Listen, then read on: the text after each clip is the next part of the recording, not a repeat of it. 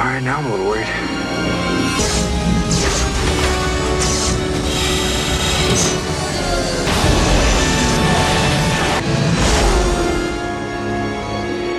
Well, at the time of making this video, it's about 3:30 in the morning, and I gotta say, I am shocked. I may not sound it in my voice, but waking up to a couple messages of what Hot Toys just announced, I, as a Batman fan, I am over the fucking moon. We now have the completion of the Keaton Batman vehicles, how I feel. And this is the Batmissle. Now, this is going to be a vehicle that is going to divide people. There are people who are going to love it, and there's people that are just going to pass it up.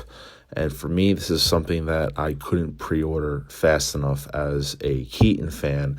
And I think those are going to be the ones that are going to be buying this up, definitely. So, obviously, this only had a small role in the movie for about 15 seconds, but it was probably one of the first times, I think the only time that we saw a major modification to Keaton's Batmobile, where you saw the side panels and everything rip off, the wheels kind of tucked themselves in, and then he was able to escape a very narrow corridor area of a building, which, you know, Gotham City has a very interesting architecture. I'll just put it that way. But Hot Toys dropped this one, and it's definitely a surprise to me. I didn't think that they would honestly waste their time on it.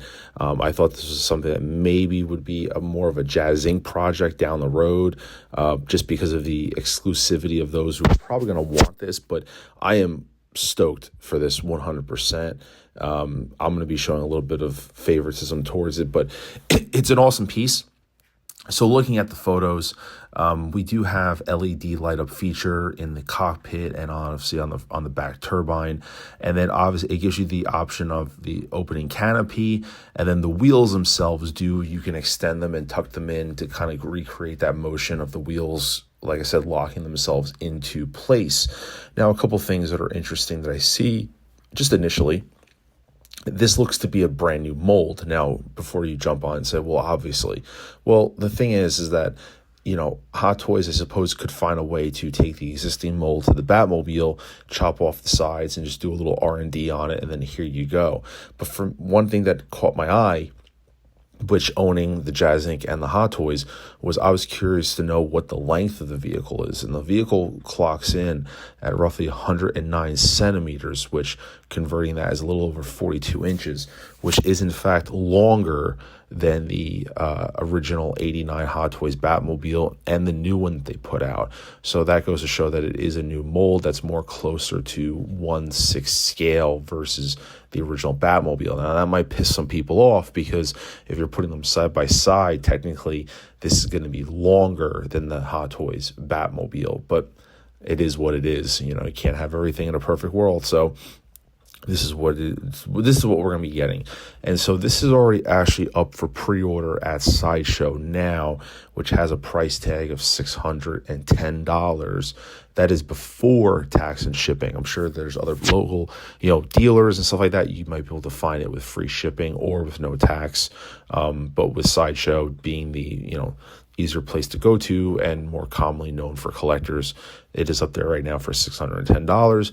I'm not going to lie, I was a little sticker shocked by the price, but, I'm not justifying it or trying to make excuses for it, but the fact that it's a brand new mold and you have the LED features, and this is probably the reason why you didn't get an 89 2.0 Batmobile. This is now the reason, for me at least.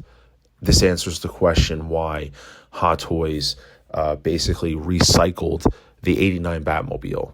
And for me, it's like, okay, cool. They recycled one, but we got something brand new in another form. Like I said, that's going to probably piss some people off because not everyone's going to want to buy this thing. So, if you ask the average collector, would you rather have an updated 89 Batmobile or get a reissue and then get this? They're probably going to want an updated 89 Batmobile, realistically. But now knowing that we have this, it kind of makes sense where where Hot Toys put their resources financially and R&D. So it all makes sense. It's like a puzzle piece. Now, this is the final piece to the puzzle as to why, as I said, they didn't do any major modifications to the Batmobile. Obviously, we're going to have to see some more photos of this thing and videos, which I'm sure we will see from Secret Base over the next few days. But this is initially just a fun one. If you are a Keaton, fan, you want this 100%. But it is coming at a high price, I do think, for it. But like I said, you're trading off brand new R&D is probably where the money is going to be mostly tied up in. But I already know this is going to be something that not everyone is going to go for, as I alluded to in the beginning of the video. But if you are, like I said, a 89, 92 Keaton fan, this is something that you've probably been wanting to be able to put side by side, especially with the new Batman Returns figure that's coming out, Jazzy and Catwoman, rumors of maybe a Hot Toys Catwoman, Penguin.